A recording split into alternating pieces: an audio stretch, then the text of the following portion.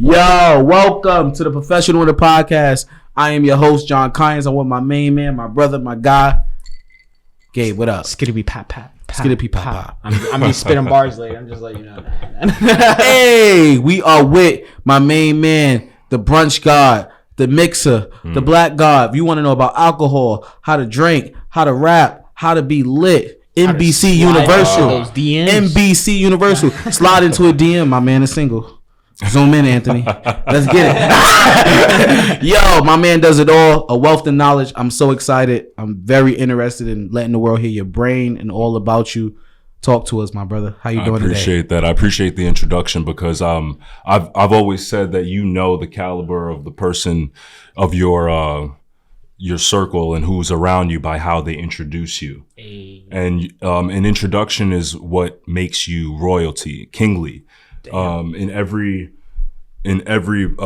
moment in time, great men in history, great men and women in history, you often know them by a tagline, by what they can accomplish within a sentence. And I appreciate all of the kind words, and that's why we're here. Yes, that's why we're in the circle. We're at the Winners Podcast. Start introducing people with finesse every time. Then, damn, if they deserve it. Yeah, they said in this chair they deserve it, man. Mm-hmm. Thank you. So you know how we do in the podcast. We go to the roots. We go to the beginning. Tell us who you are, where you from. You can give us your social if you want, your birth certificate. No, I'm joking. But just tell us about yourself. And introduce yourself to the audience, man. I'm Garvey Alexander. I am a entrepreneur at heart. Actor, some would say an actor. I've been in a couple things. I'm a mixologist, producer, rapper. I've done a lot of things. I'm also a hand model as well. I've been a hand model for Jameson Whiskey for 7 years now. What? Show the hand. Yeah. Oh, well, you know, they might have to pay They gotta come out 30 minutes later, all right? So if you're watching right now, 30 minutes later, he's gonna show the hands, all right? We can get into that more later, you know. We can get into that. It's really more about like, it's like, I've been doing that for a long time, but it's really more about how I carried myself in those rooms that allowed me to be involved for so long. You know what I mean? Like, it's not that I have beautiful hands, which I do. It's more about like that I am personable, and the production team that's on the account, they want to hang out with somebody. You're there for 8 hours. You know what I mean? Like 8 hours to 10 hours for a shoot. Who are you going to pick? That random guy that's just like at the audition, or somebody that you knew was great, was dope, had good conversation, was professional, and then like understood how to, you know, how the game was, how to like model, how to actually be a hand model and not be intrusive, and kind of like, hey, it's not about you at all. It's really about the product, because this is totally different. You know what I mean? This is not like fashion modeling or commercial modeling. This is just like your hand. You know what I mean? But me being able to be so cool and tempered and like controlling my just like demeanor in those in a professional manner, and just being able to kind of pursue all of my successes in each audition, I was able to kind of show them and shine. So they just kept me on. Damn. It started with one, and then the second and third, fourth, and it's just like, all right, we might as well. In my eyes, this is how I felt. I felt that as if they were like, you know what, we might as well just keep this guy. That's wild, bro. He's the black hand. The black hand of Jameson Whiskey. Yeah, I'm sorry if I'm taking away other hand model jobs, but hey, there you go. And I just recently did I'm not even plugging them at all, like, but I just love the show, Always Sunny in Philadelphia. Yeah. The Forerunners, the creators just created this bourbon / whiskey. It's a whiskey blend, I'm sorry, called Four Walls. And I did their first hand model campaign, which is huge because I was watching Always Sunny like 10 years ago. Damn. I'm like, oh, wow, these are insane. That's fire, bro. I feel like I got to wash my hands every time I'm around you. I got to be like... Are your hands in short? Oh, yeah. Yeah. Ooh. Yeah. My hands are in short. Like that Zoolander lifestyle is real. You know what I mean? That's wild, yo. Yeah, yeah. Sheesh. Because if it makes you money, and like you can insure certain parts of your body, you can insure your face, and you can insure obviously your whole body, but that's separate from health insurance as well. It's just like hand insurance. All right, yo. So how do you tell like girls this? Like, I don't I don't. Like my hands. I literally have never. This is the first time.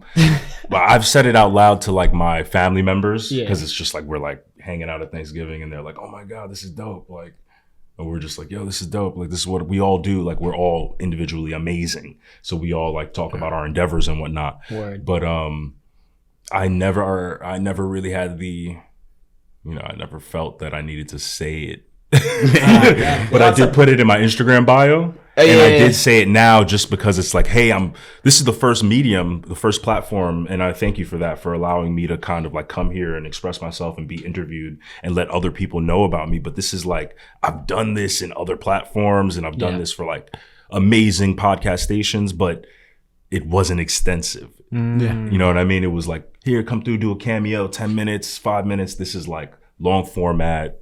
Nah, that's what it's about, bro. That's why you're here, man. Thank you. Damn, bro. That's awesome. Cheers I appreciate to it that. too. Yeah, Thanks for coming all the way out here, man.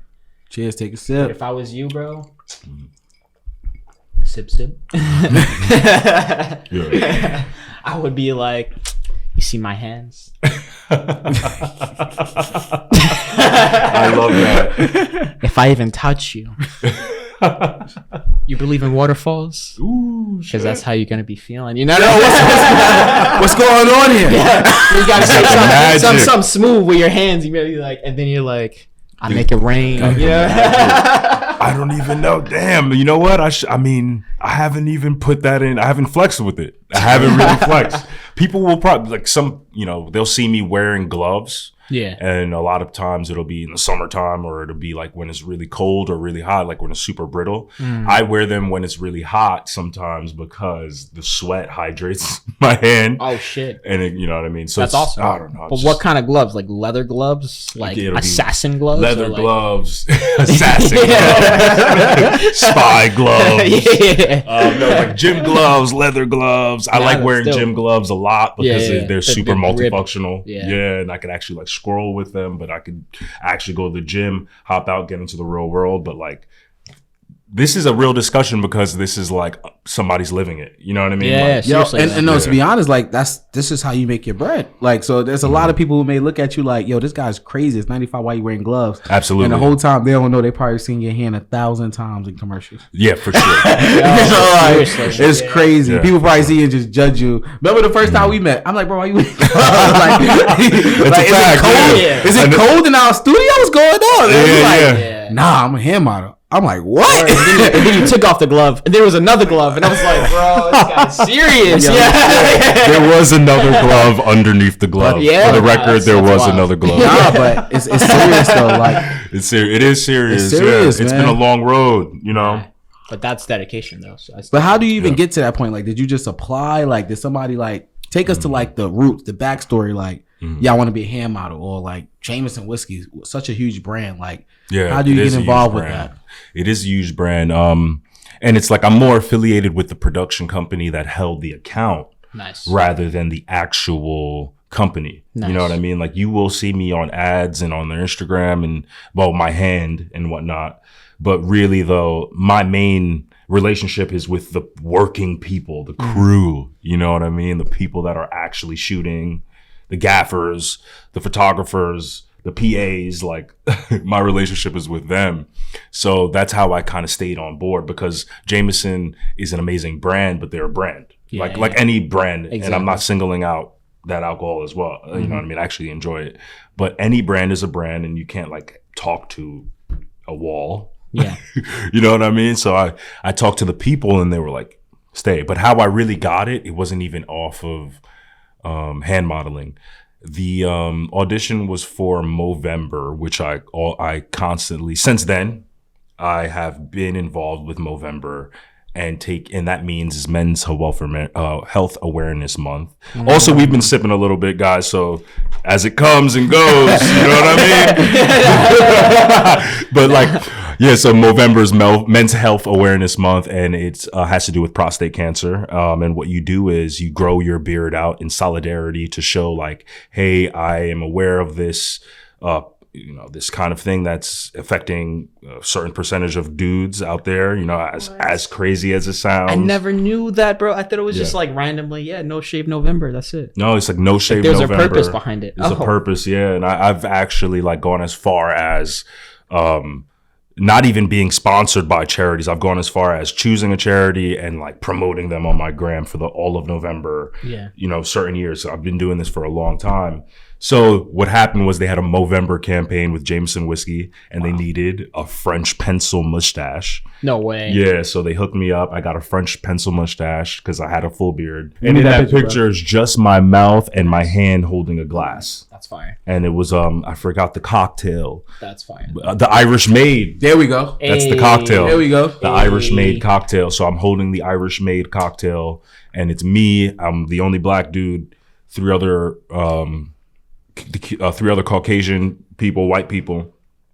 Well, you know what? I also have to clarify. You know what I mean? Yeah, I know. Like, okay, this is America. Yeah, this is America. So I know this is a worldwide platform. Yeah. No, it's okay. Caucasian, white, they're white. Yeah, exactly. So it's okay. But even general, like how we classify ourselves and whatnot, and we're like, well, I'm black. I'm like, right. you know what I mean? Like, you know what one of my favorite songs is? Cookies and cream. I mean, in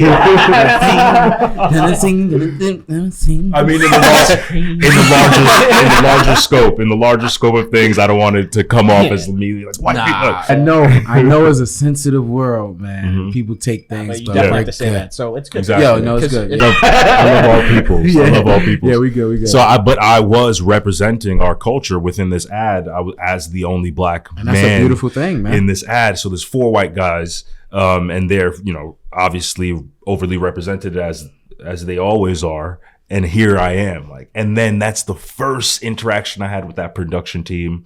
And we were so cool. And it was just such a dope time. And they were all, of all races, just so I can note that. And we had a great, amazing time. And they kept me on board for years. That's amazing, literally bro. Years. Like it could be 1 shoot a year. Yeah. For 1 year. Like it could be like during my 4th year, it was like 1 shoot a year. Then like my 2nd year, it's like 2 shoots. And then my 5th year, it's like 3 shoots. So it's and what's the name of the production company? Night After Night. And shout out to them. Night After Night. Shout out. I like Night After Night. Yes. Shout out to Night After Night, bro. man. That sounds like that should be one of your albums. That's something. That's a dope. That's so true. It's fire, right? Yo, Night After Night. Come on. And they have a great Applejack as well. And I love the Applejack because it's from New York. It's it's made from New York. Like, bro, the fact that you're a hand model is wild. The fact that you're pursuing all these things is even crazier. My hands, I would like never even think about that. Yeah, like, that's I got gargoyle hands. I'm joking now. Yo, but enough about being a hand model. One of the ways I found you and I was so interested in you is that you're a mixologist. Yes. Exactly. Yeah. Like, whoa. Like, and you're different. Like, me and you have had conversations like the way you told me we should drink Hennessy. Yeah, like, exactly. Using eggs. That was different. What was it that you and Anthony was calling me about, Gabe? That he wanted? Like, what was it? The black walnut. Black walnut bitters. Like black walnut bitters. Yeah. Like, I was thinking we could do like a nice fall old fashioned. Bro, you can't find that in no supermarket. I'm like, what? You gotta go Amazon for that. Like, to clarify about the Hennessy, we should be drinking all cognacs or most cognacs out of sifters, which is like a specialty made glass. It's aromatic. It's aerodynamically designed. Wow. For the aromatics and for like the exposure of ethanol to be reduced. So it's like what is it that makes the aromatic effect? For instance, like make it taste better. It's just the science behind how the experience happens when it comes down to your 5 senses being, for instance, how you just lifted that glass up and whatnot. Your experience can be shaped by this glass. Gotcha. So this shape right here, this circular shape, is exposing oxygen to the spirit, which causes it to breathe in a way. Yes, kind of like be elevated to your nose in a certain way. Whereas certain things like a chalice for certain beer, which is why we have specific glassware for certain things. Kind of like Blue Moon comes with its own glassware. Cognac for sifters, There's several things. Even martini glasses have a specific shape. There's also like a great glass called a neat cocktail glass, which is probably the best for me, like the most perfect aromatic, aerodynamic design. Between tastes with every different glass you notice and those specific cocktails that you're making? Absolutely. And you notice a difference between smell as well. Between us, your senses are hitting differently, but based on how it's aerodynamically designed. Sheesh. Asterisk, because I keep saying aromatically designed. Yeah. So I've seen you on NBC. Yeah. Mixing drinks. I know you work for them, working with the people on the set, making drinks for Al Roker, all of these wonderful, amazing people. How did you become a mixologist? How did you learn and get all this wealth of knowledge? Before we go in more detail about, this wealth of knowledge you have, like, how did you get into that position? How did you learn and, hone in on this craft? It's an amazing story, honestly. We got time. It's an amazing story because the journey it's insane. I truly love the hospitality industry, and I do love what I do. Yeah. Or what I did do, or what I did have done. What I have done. Nice. Is what I would say. But it's a long journey, and it kind of ended before the pandemic. I tried to pick it up afterwards, but I kind of pivoted into this TV world and NBC and whatnot, which I'm really happy for, in achieving that goal of mine. But it's a long story, honestly, and it goes back 15 years to, like my first job within the industry.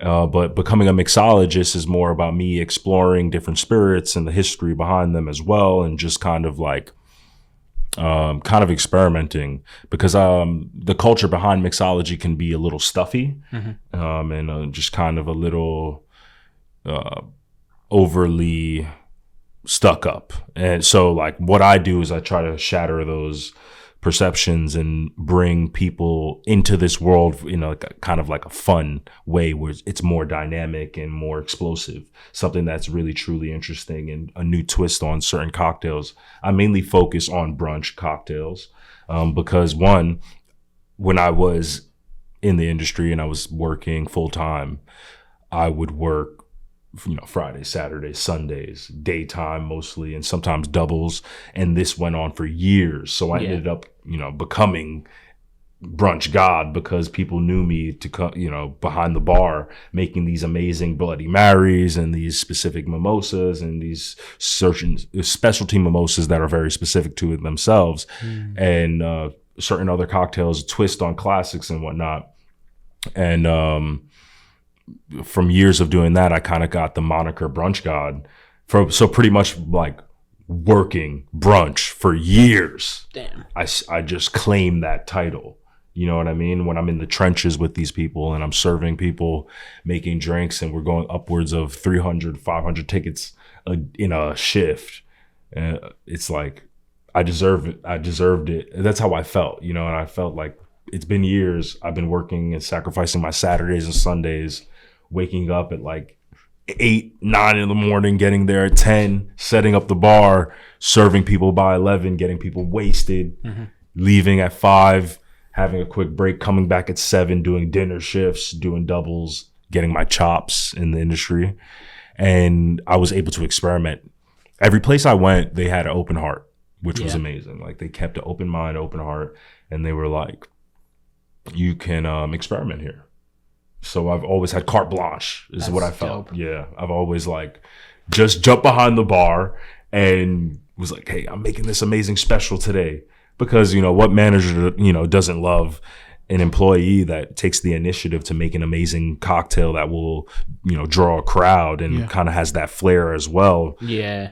Being a bartender is kind of like being a rock star, depending on where you are and how the employer functions as well. If the employer will give you that room, that space to grow and breathe and like cultivate that energy of being a rock star and whatnot. Depends on the service, depends on the establishment. But really though, most bars that you go to, you're on this kind of stage, and that's what it is.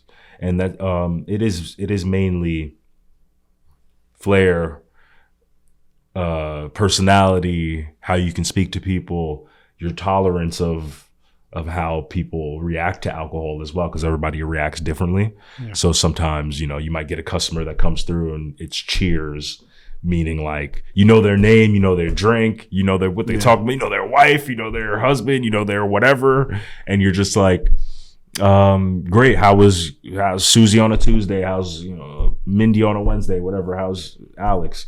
How's your family? And you know them, or it's like it can be like, hey, just silent treatment. Like silent treatment, or they're wasted. Well, saying something crazy. Not saying that you're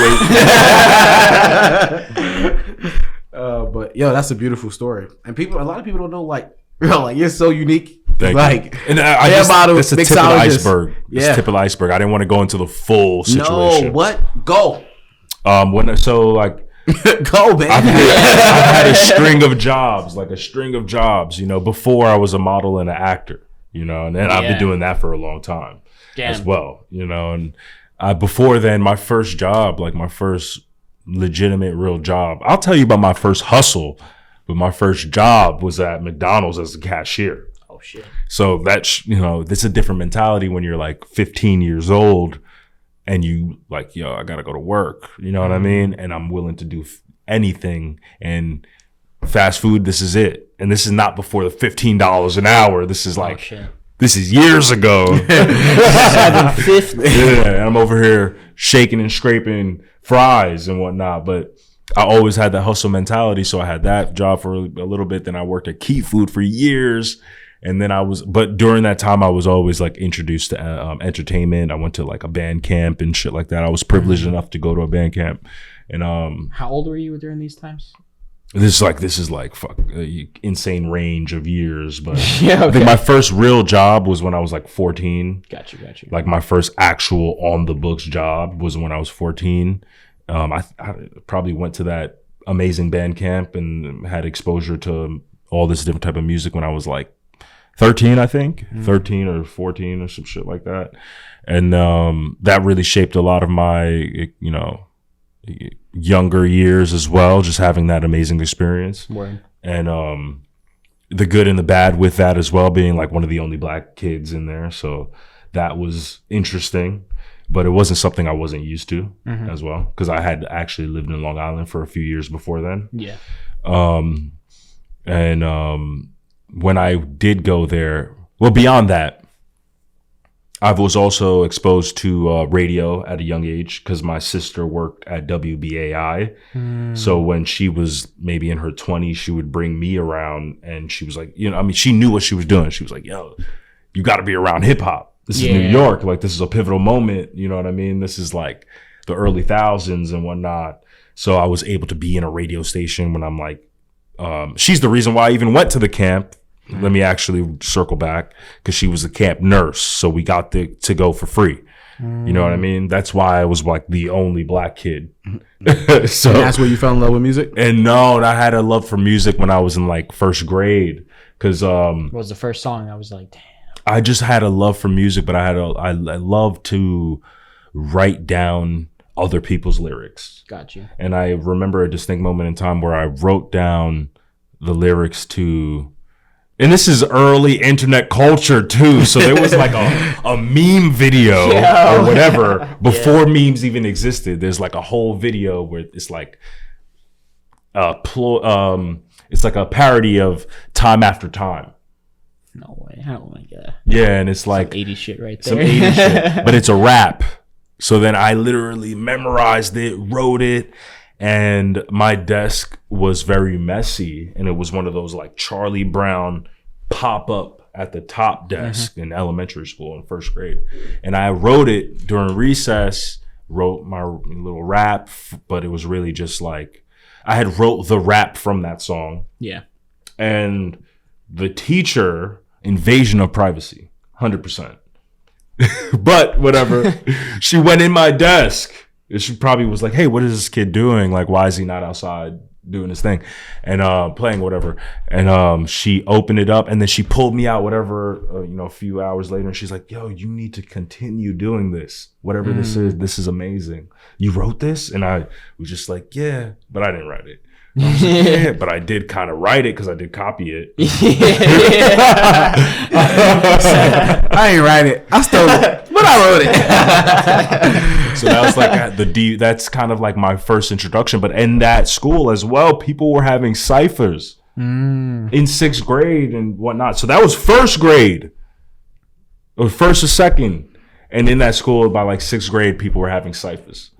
I remember you watching the whole development of just hip hop. Hip hop was crazy, but I didn't really get in until one of my cousins was like rapping and it was insane. He sounded like Rakim, and I was exposed to that music way before the time that he did that. But I remember distinctly being in a laundromat parking lot. It's like me, my cousin, and an older cat, and we're having a siph. My cuz starts it off. No, the older cat starts it off. My cuz comes second and murders it. And then I'm like, all right, I have to do this. Yo, that's crazy. I have to do this shit. Yeah. Yo, man, you're like multi-talented. Yeah, thank you. You got a rapper, hand model, flexing, mixologist. Yo, word. And you're doing all of them on a high level, man. So, but listen, you set some stuff up before you came. You wanted to show us some of your mixing skills. So we're going to do it live, man. We're going to let the community, everybody see your skills and like how strategic and how important mixing is. Like, people don't understand, people just get the Henny, rum, and Coke, but there's an art to it. There's a certain level in certain rooms, especially the rooms you are. You're doing it for NBC. You're doing it for multimillionaires. So after this break, we're going to come back and let's mix, man. Let's make some drinks. Yeah, that'd be dope. Yeah, that'd be amazing. I would love that. Absolutely. You with that, Gabe? Of course, bro. You with that, people back there? Too. You with that? Yeah. Let's do it. You ready to show us? Absolutely. I'm about to whip up 2 cocktails for you guys. I got the gloves out. I'm on my Dexter because I'm about to murder these drinks for y'all. We're making a classic. One classic is going to be a Moscow Mule. Okay. You could bring that in, love. Emily, bring that in. Thank you. And then we're doing a variation of the chocolate martini. Okay. Fire. Probably, personally, I think I'll make the chocolate martini first. Okay. So talk the audience through it. Tell us what you're doing. Give us the details, man. So honestly, I have several versions of this martini. Chocolate martinis is a classic.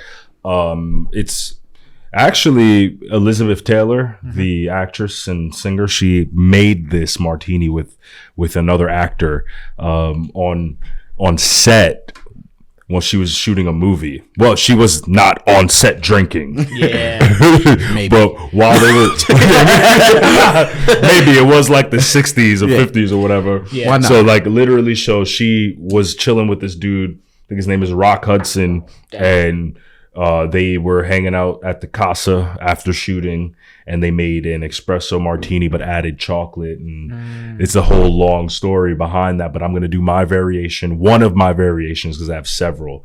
And the thing that really makes this special, really gives it the kick, and is this caramel cocoa sauce that I've made. So inside there's white sugar, brown sugar, caramel sauce, and cocoa powder. And what you do is you make a kind of like a simple syrup from that.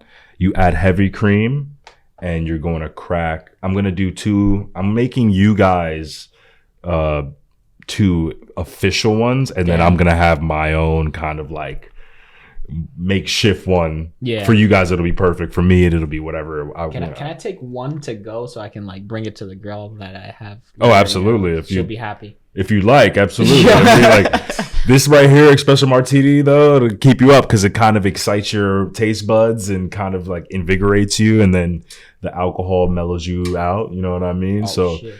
She's in for a ride. She's definitely in for a ride. That's some real shit. Okay. You don't need nothing else to drink. Man. I mean, we're going to give it to him, though. We're going to give it to him. Yeah, it smells delicious. This is fresh espresso that Gabe whipped up shortly. Let's do like 3 ounces just because we're doing for 3 people. Me, you, and Gabe. Thanks. And we'll add, let's see. So what's that? This is vodka. And what you'll do is you'll do 3 ounces of fresh espresso. It can be cold. It doesn't have to be hot. And then you'll add at 5 ounces, I'd say, of vodka. This is if you're making. That seemed like a lot. It's a lot. Yeah. But this because I'm making 3 cocktails. Oh, okay. Yeah. I'm 3 people. Yeah, I'm making 3 people. I don't know why I was thought that was all for me. No. This yields 3 cocktails just Okay. to get you guys, let you guys know and get you guys on the right foot. So I'm gonna take an Uber. now you have your 2. You might have to. You have your 2 main components, which is espresso and vodka. For my variation, at least. And this is cocoa caramel sauce with 2 different types of sugar. Cocoa caramel sauce. It has a lot of the flavor that we need for this besides the espresso. And we don't need to add too much of this because obviously it's sweet as fuck. Yeah. Can I say that? Yeah, you're good. Oh, of course. Are we like we're on an adult program? Yeah, we're good. You better be 21. Yeah, now I'm 21. gonna be 21 out here if 21. you using my recipes until I drop my virgin cocktail book. Hey. Anyway, so do about 2.5 ounces of this chocolate sauce right there. Perfect. You see that? No drip. Until it just dripped right there. That's what that is there for. All right, now we're gonna do 2 ounces of cream. Fresh. See? Take off the plastic. We cutting that shit up later for the penguins. So don't worry. Okay. All right. Now you can have this just like as is. Yeah. But what I'll do is I'll crack 1 egg white. I might crack 2 egg whites into this mixture. This will make 3 cocktails perfectly. We'll dry shake it. And then we'll add ice to shake it as well. And normally I would have a cocktail shaker that you can put the top of the tin, which is like perhaps like a Boston shaker. You put the top of the tin on the right side and I would crack it in the side where there's no liquid. Yeah. But today we're making the exception. So we're just making a hood version. Real quick.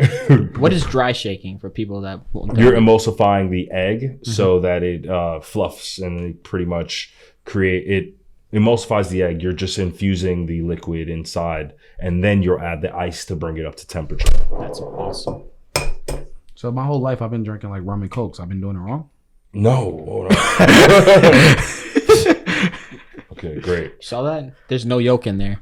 Yeah, don't put any yolk in there. These are pasteurized eggs as well. So if you do get yolk in it a little bit, I mean, just don't drink yolk at all. But these are pasteurized, so you can consume these immediately. A lot of protein. Oh, tons of protein. Tons. There we go. Fire.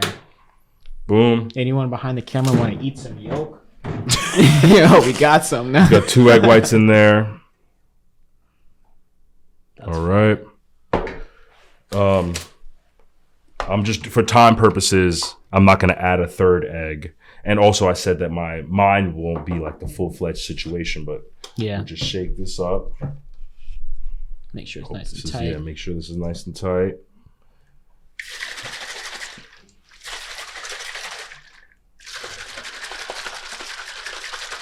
Three eggs, though. What would be the difference between 2? It's just the amount of proteins inside, pretty much. Nice. Okay. Yeah. Now we'll just add some ice to our mixture. There we go. This shit is filled to the top. Definitely. We going crazy. We might need a little bar rag for this shit too, for sure. We'll get one. Yeah, don't worry about it. You know what? We're doing this hood style. Yeah. I mean, this is on the spot. We ain't giving you no time for this. Yeah, not at all, bro. We just tested you. Like, what up? What are you gonna do? Iron chefed it, bro. Yeah, it's totally fine though. Like, honestly, I love doing Like, you shit. literally just did all this on the spot, man. Yeah. But what's great is you had the decanters and stuff. That was kind of cool. Look at that pour. That's that going crazy. half-handed. We're going crazy right around the corner, under the table pour, bartender special. You have to go to school for about 3 years. Defeat the tiger. Damn. Let's see. Where did I crack this joint? This is the other one. We gotta cheers, y'all. All right. Let's see what That's up. fire. They just got me hanging in here. Like nobody want to cheers with me. Oh my! What are we cheersing to? You got to say a cheers speech, bro. What are we cheersing to? There we go. To the Brunch God for accepting the challenge, for doing this on the spot, and for everybody being Absolutely. winners, man. Let's try it. Nostrovia. Oh, this different. Oh yeah, this different. This different right here. Damn. Usually I like my eggs scrambled. Today I like them shaken. It's a different way to have it. I mean, personally, That's different. yeah, it's very like this recipe is more similar to a No, it's milkshake. different in a positive way. Yeah, I love Because it. we from New York, we gotta really, Yeah, like you dead ass. dead ass. Straight up. Yeah. This Yeah, is like a great kind of like a chocolatini play on a milkshake as well. That's bad though. Yeah. Because I just watch you heavy-handedly pull all that, and I'm not tasting. I just feel like this Yes. is good. Exactly. So you saw No, it's not all exactly. It's dangerous. Well, it's very dangerous because you saw all the ingredients that went into it, but yet it's the vodka is still so subtle because all of the it's very layered. Yeah. Like the first hit, I do get a little sweetness from the caramel sauce, but then I lead and end with espresso. If you Yo, kinda real taste quick, that. vodka companies, Grey Goose, Kettle One, whoever else is out there. I'm gonna get a little more lit. I don't want to call it He's Stoli, going but- crazy. He's going crazy. Yo, Yeah. look at this guy. Sponsor him. He's gonna make you a very, very big offer. You gotta accept it. Absolutely.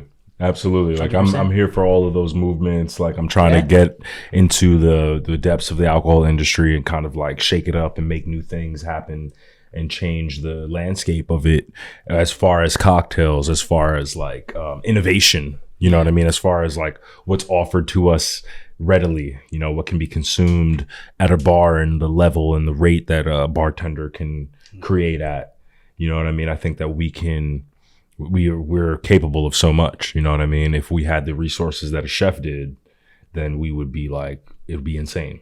You know what I mean? Seriously. Yeah, it would be insane. But you have achieved black hand status at Jameson. Mhm. Only Black that. hand. Nah, but Like, that's hand. amazing. one thing we didn't talk about your book. Oh yeah, yes, Have a absolutely. book, Yeah, it's What a is that? manga. Gabe, you didn't do your homework on the guests. bro. What? You didn't read the book. I have short-term I memory sent you the loss. copy. I have so many. I have so many endeavors. It's insane. Like it was No, you have ridiculous. a mixology book. Yes, I do have. You're so very many- serious about mimosas. Absolutely. I've seen your book. I've seen like some videos of like you mad. Like we're not gonna do orange juice. Yeah. I was telling you earlier before you hit. I was like, bro, I never seen a mimosa with so many colors. Bro. Absolutely. So I took my wife to lunch today, and the dude came with an orange juice mimosa, and I was tight. Yeah, because you're like, oh, She's like, why you mad? I'm like, I know the brunch guy. yeah. That's Got not how no- mimosa's supposed to look. got And no she looking at blueberry me, in it, and then the nothing? guy was like, we have a Grand Perrier mimosa. He just put vodka in it. Mm, yeah. I was like, it was still art. Grand It Perrier. was like something like that. Yeah, was I like- could be saying it wrong. It was He like a Grand Marnier. Grand Something like- Marnier, there we go, I was girl. like, yeah. Bro, don't try to play me on camera, y'all. Yeah, Grand Marnier is bomb too. No, but my It's- wife was like, "Yo, this is Yeah. amazing." It's like Thank fancy God you triple said sec. something. It is. She was Grand like- Marnier is like it's triple sec only made with cognac. Yo, my wife Yeah, loved it's- this. She was like, "Yo, I never had a mimosa like this," and I'm like, "Yo, it's still orange though."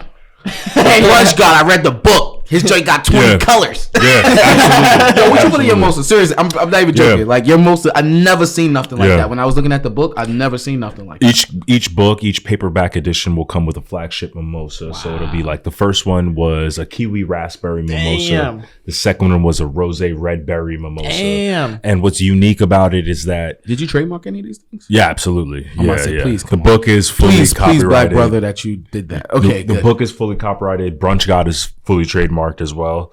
So I own the trademarking for Brunch God. Wow. In the scope of recipe books and whatnot, digital and physical, which is amazing. So the book is self-published 100% on my website, brunchgodny.com. I have 2 out right now. There are 12 cocktails in each edition, about 28 pages each. I'm coming out with a hardcover later next year, 2023, which is going to be published like Barnes and Noble's vibes. Damn, I'm dude. super excited for it. It'll be published probably in 2023 or 2024, or self-published, whatever. So the mimosa game, mimosas are something that kind of popped up a few years, really got popular in New York during the Sex and the City kind of like era and whatnot, and like kind of like exploring your freedom and decadence within the cocktail atmosphere and whatnot. And here we are, unlimited mimosas are everywhere and whatnot, but why are they unlimited? Like, you give me you give me the cheapest Prosecco, you give me the cheapest Cava, you give me some not even freshly squeezed orange juice. Yep. $30. People think it's actually champagne, exactly. not Prosecco. You're paying for like an $8 bottle of Corbel. Yeah. Whatever, $11 bottle for like that whole hour, which is fine if this is what you like. But if you had this option, and I think like what I was saying with earlier about just making unique changes to traditional cocktails and variations and kind of shaking it up is what we're supposed to do that. Like, it's 2022. You know what I mean? Some things are meant to be what it is. An old fashioned is called an old fashioned because it's a classic, and it is what it is. It's bitters, a little sugar, maybe a little fruit or orange, some bourbon. You know what I mean? Old fashioned, simple. But like a mimosa is something that somebody wouldn't have think to remix because it is perfect as it is. You know what I mean? With its Spaniard origin and whatnot. So like, but I stick to it being Spaniard by adding varietals of wine from Spain. It's a wine-based cocktail. It is also a fruit-based cocktail. I don't use orange juice, but I make a fresh fruit infusion, like blueberries, raspberries. They're both in the books. You know what I mean? So the first one was a raspberry kiwi, which is like, people have raspberry kiwi cocktails, of course.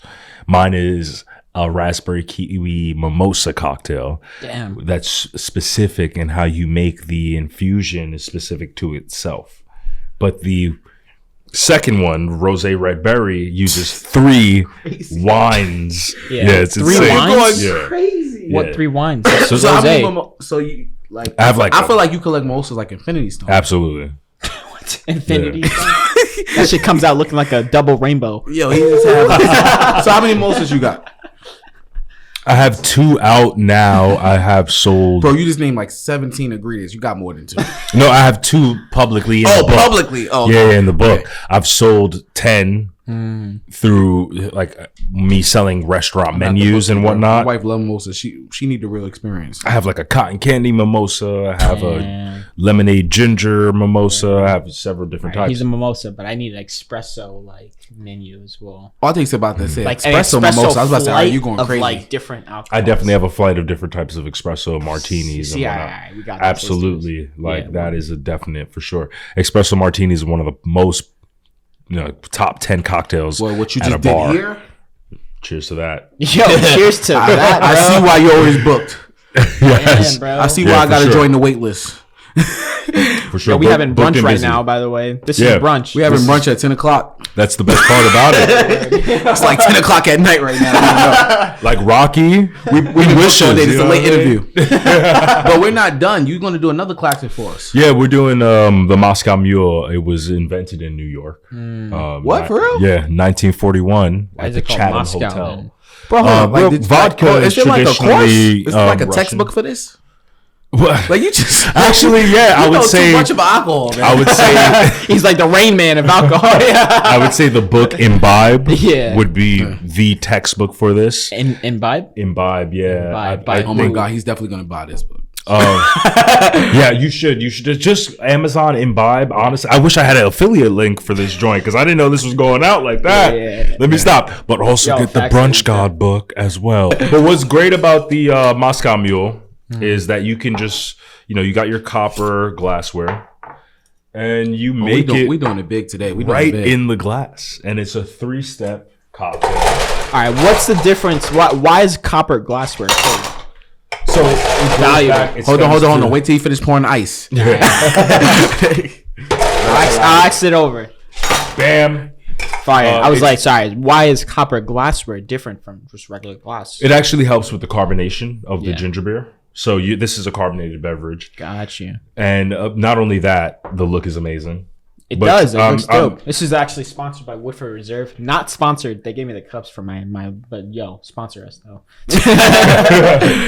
I don't know. You're gonna have to get my agent on that. Yeah, word. He's Jameson. He's J-Mo. Yo, J-Mo, you gotta. Woodford Reserve. No, I'm kidding. No. So talk us I through love what we're Woodford doing. Reserve.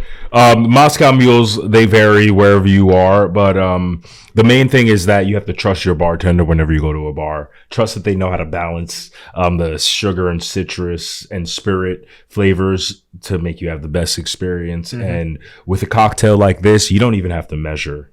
Honestly, I think the simplest cocktails you can make in the glass. Yeah. This is one of the only cocktails I would make over ice. Gotcha. I wouldn't prefer to make it over ice, but And why is that? When you make a cocktail over ice, you're diluting it. Yeah. The spirit is just hitting that ice. As soon as you pour in the alcohol, the ice melts. Exactly. But when it's a simple 3-step cocktail and you're in the shits, or the weeds is what we call it. Yeah. And you're over here like, all right, I got to make, 8 cocktails and this, and that. Just put your ice in there. I'm making 3 right now. I'm not in the weeds, but you guys in the hospitality industry at home will understand what I'm talking about. Mm-hmm. And I would do personally for like an intimate situation between conversation, I would do 2 fingers of vodka each glass. Do you count or you just pour at this point? Now it's just in your mind. There is a count in your mind, but there's also just 4 seconds to 6 seconds. Exactly. Yeah. But there's 4 also seconds. What? Bro, that was 1 second. With a bottle stopper. Bro, you okay? stop. You don't need no more, bro. What you mean 4? Who point? So look how small the cup is. If you have speed pours, this guy is a bucket. He needs to stop. It depends on the Somebody vessel. call Thanos. Stop this guy. If you have a bottle stopper, okay. Yeah. It depends on the 4 vessel. seconds. He like this.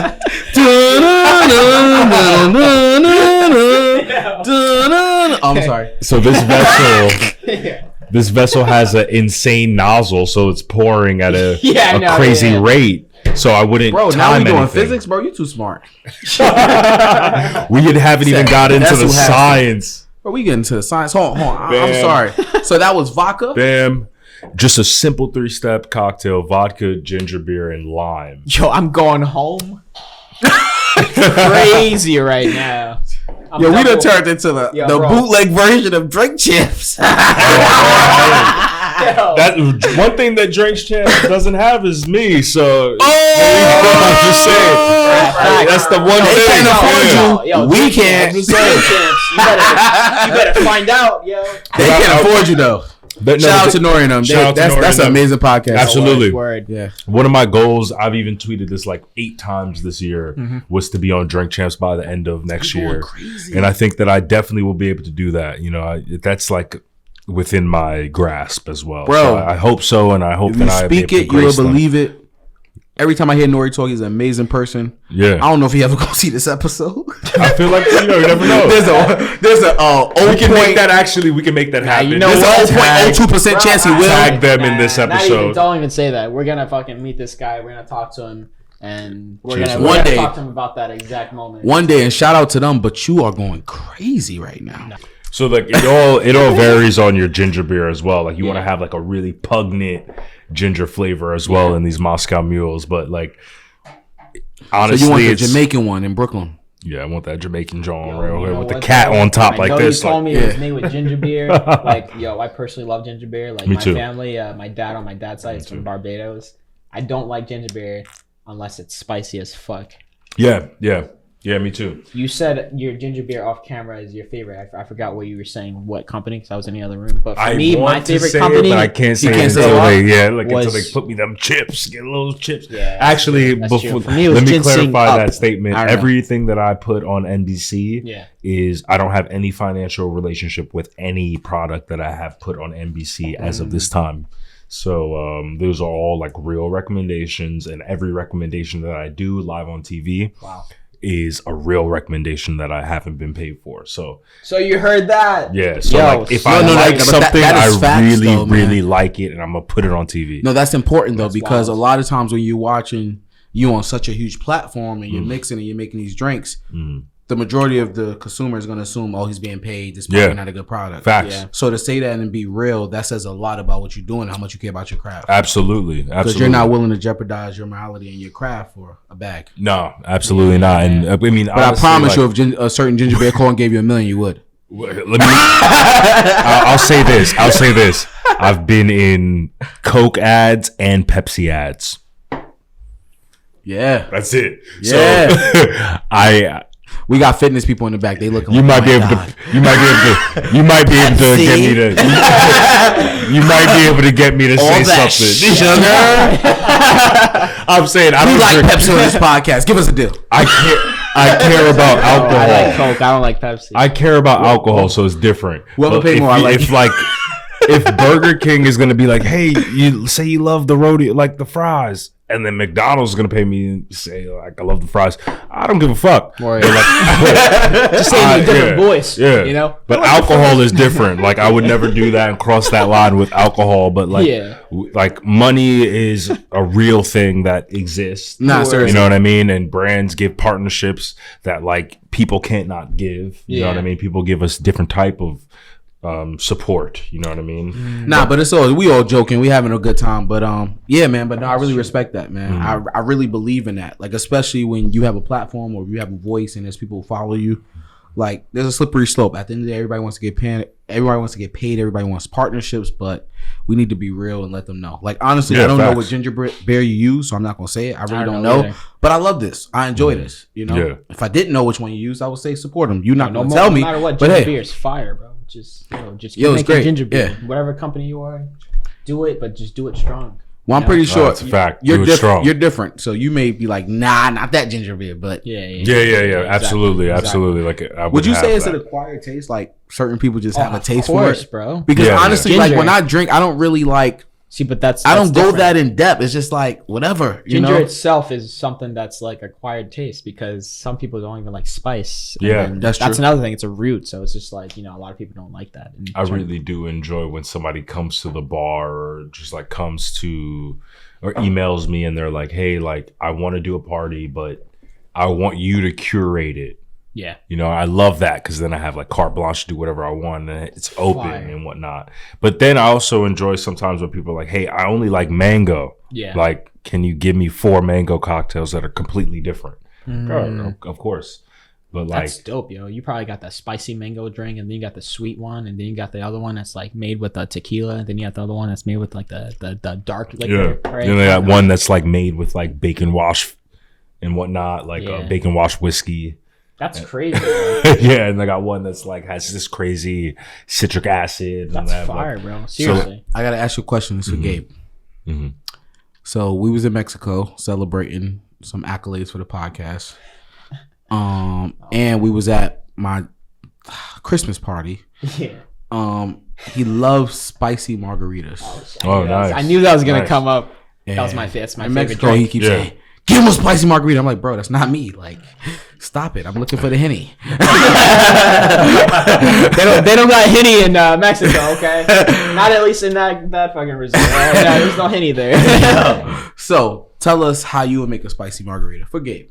Yes, please. If you do you make spicy margarita? Of course. I mean, I have a million times like how I would make it as a bartender versus a mixologist is like a different discussion, but how I would make it personally, I'd just like muddle some jalapeno in the tequila and whatnot. So you actually put fresh jalapeno? Yeah, absolutely. Yo, I'm not gonna lie though, it's a difference.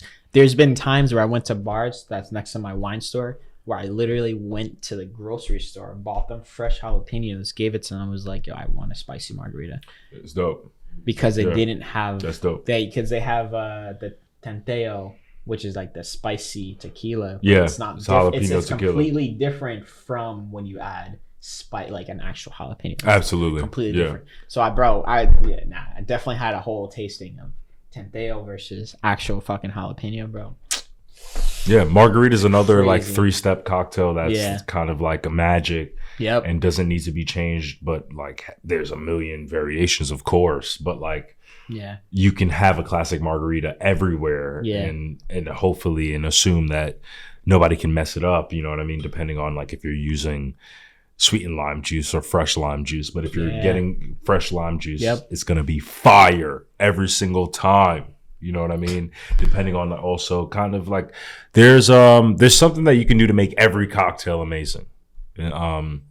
It's the water intention theory.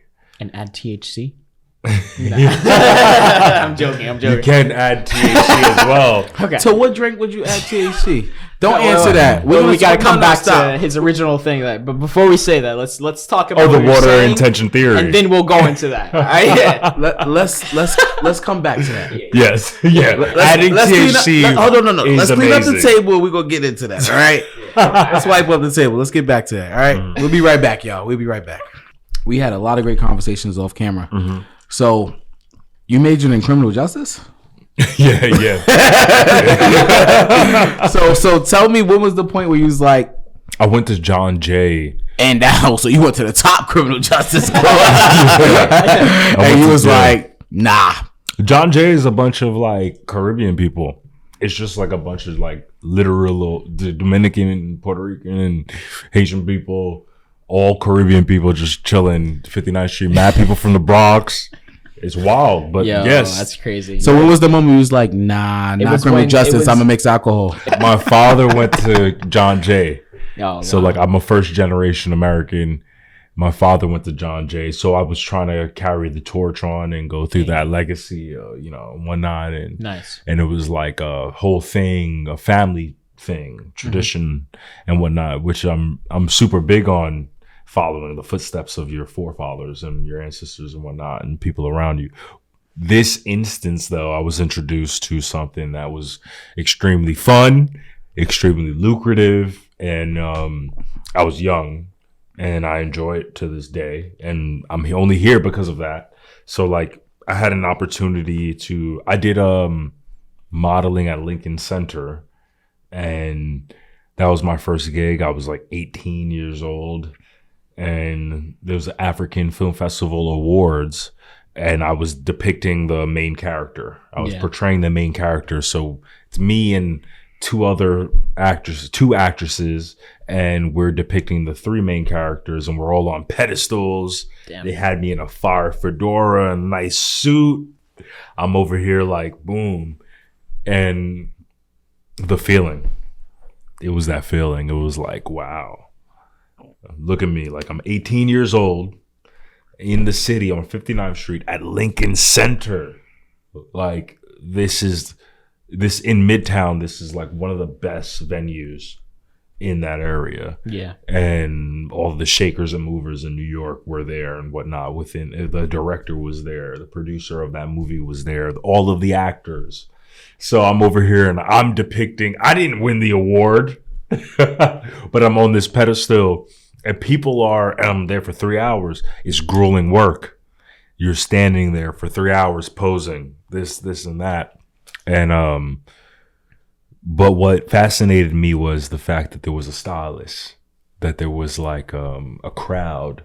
The stylist put my shoes on. You know what I mean? Like that feeling of being in the upper echelon, being in the elite, and kind of like, hey, when I go to a job, like somebody is going to groom me. Yeah. Someone's dressing you. Someone's Yeah.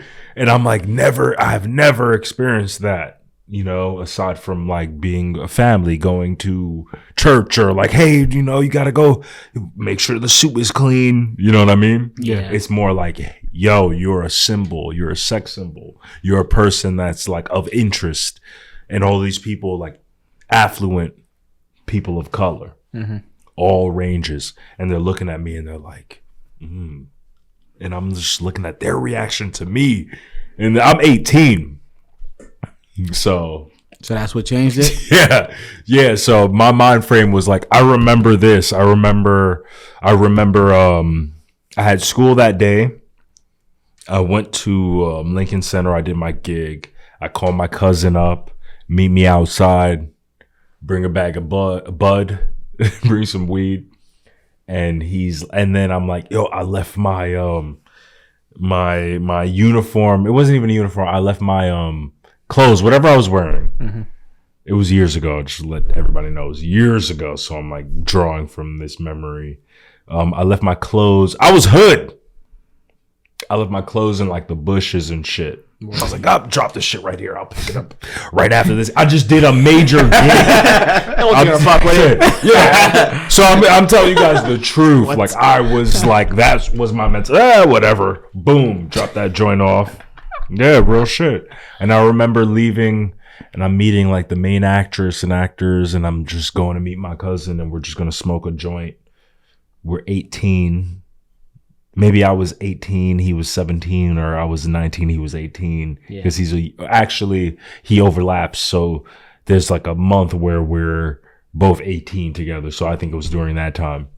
And all of this matters to me, which is why I like to be very specific and whatnot. You know what I mean? Yeah. All of this matters to like the timeline of my life and when they make the documentary and shit. And like, so I picked my shit up from the bushes. And then we go about our business. We didn't even need fake IDs. Wow. We were in the city like before. This is before YouTube. This is like right when YouTube was popping, and we're in the city, like 59th Street, and we have all of these amazing connections. Going to bars, talking to older people in other universities, sneaking in dorms, hanging out. And I just did a model show at Lincoln Center at 18. Damn.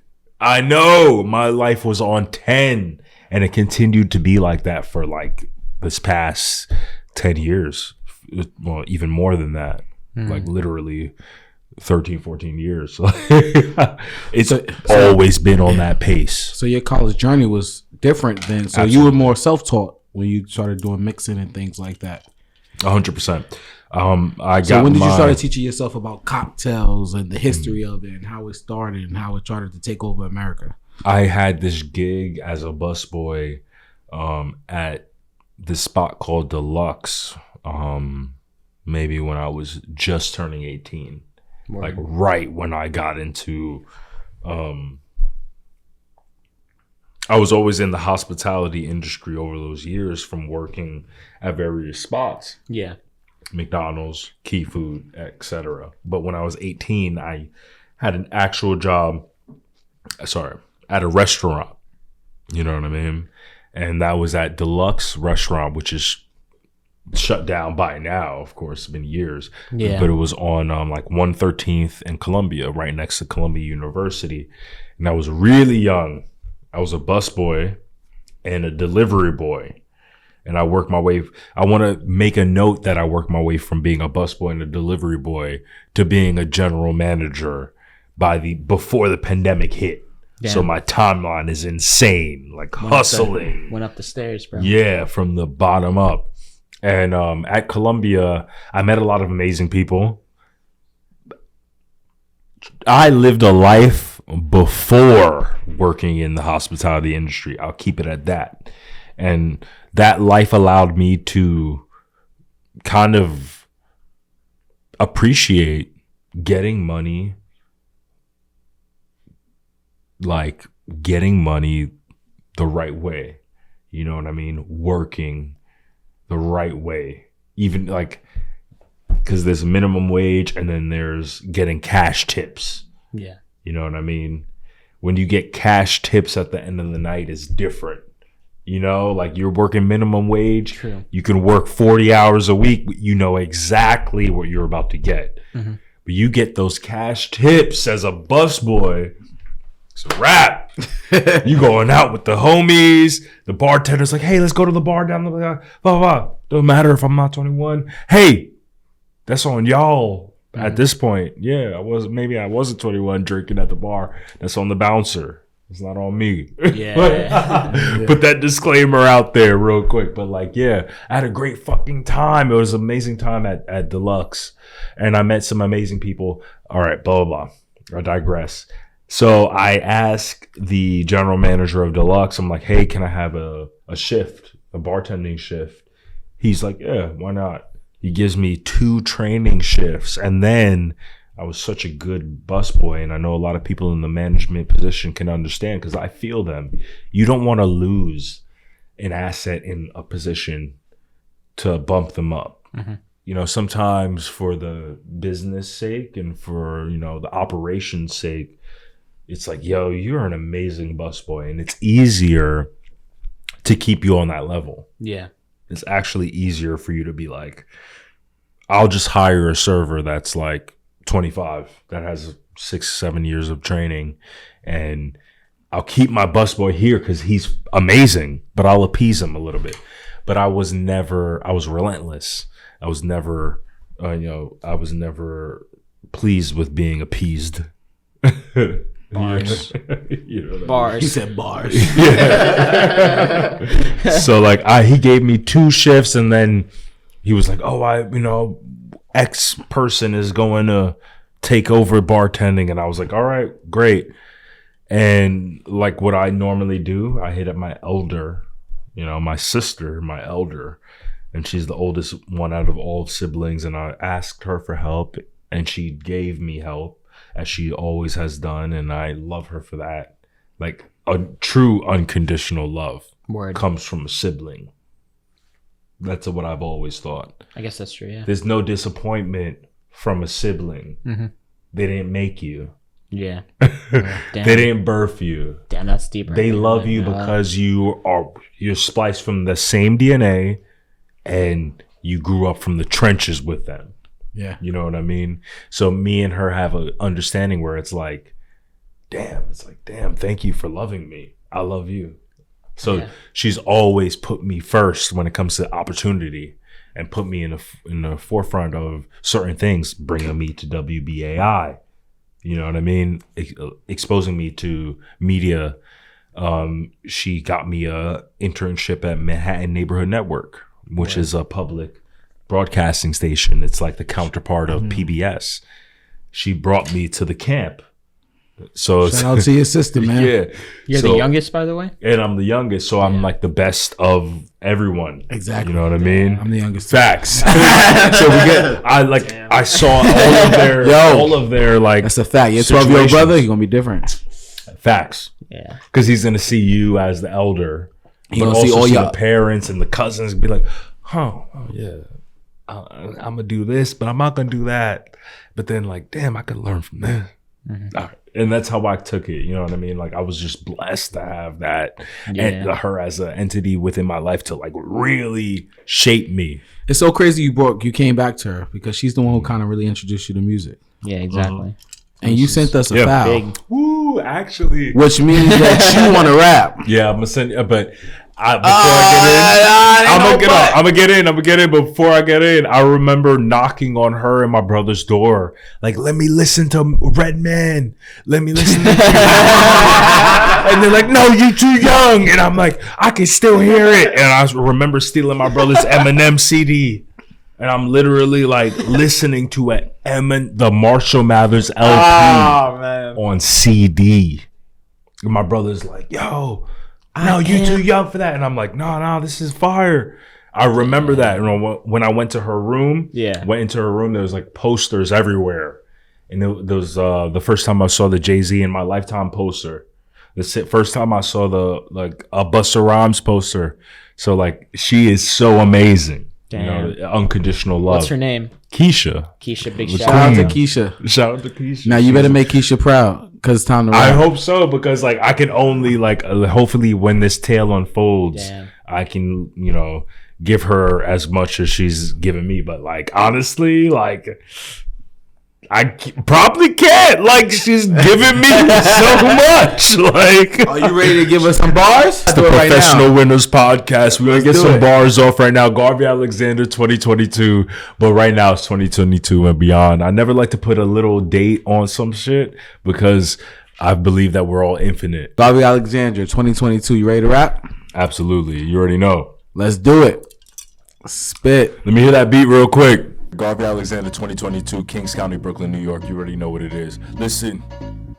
Flight of the Concorde, ask my niggas, is you on board? Every show I get an encore. All in all, I'm the realest out of all of them. Encoded text, give a thought to spin. Gold chain ornaments, got me looking like a general. Out in Port-au-Prince, tropical mind state. Concrete jungle, my heart race. Never rub me the wrong way, I'm not your genie. But I grant you a death wish, nigga, believe me. Assassin professional, soapbox, pedestal. Necklace frozen, so you better chill. California smoking medical. Palm trees, bikini, tan lines, and cornbread. breeze. Bring the hood with me, we all in tall tees. Bet the sex hit triple X like a West End. Jumping saloons, gun drawn at high noon. Blonde Sailor Moon, butt naked in my room. Peeling off, heard it taste of boss, the killer boss. King Kong, I could tear fucking ceiling off. Y'all weak, yeah, I'm sailing. Write a speech, Fred Hampton, cognac sips, raw paper tips. Round table, discuss a major flip. Legendary street nigga known to spit an ancient myth. Patience is a virtue, best friends can lurk too. Like Michael Jordan, I take everything personal.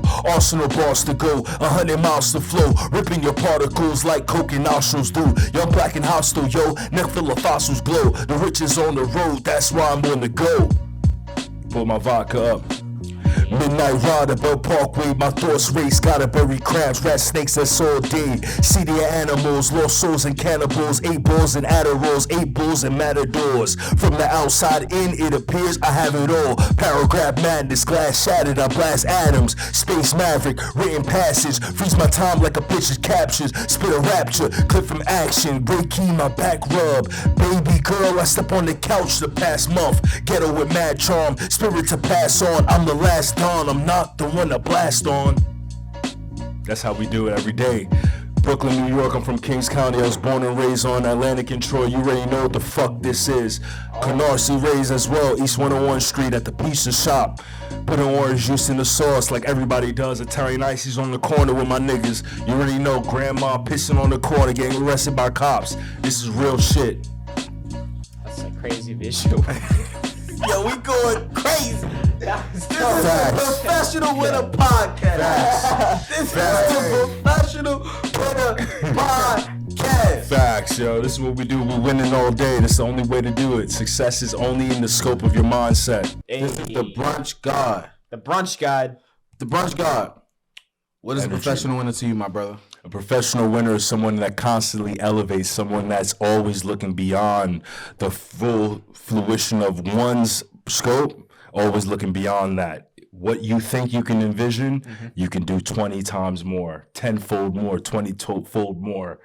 A winner, professional winner, is somebody that cultivates that energy and never ceases, ever. Just continues to snowball. Achievement after achievement. How can you measure success? The only way to measure success is with achievement. Period. Yo, there was no hesitation, bro. You heard that? That was wild. Period. And it's What an it's what you're doing for me lately. That's what it is. How much success do you have lately? Not what you did 5 years ago. Not what you did last year. Every day, what you finna do next year. Facts. What you finna do, bro? We You are already know. out. What an episode.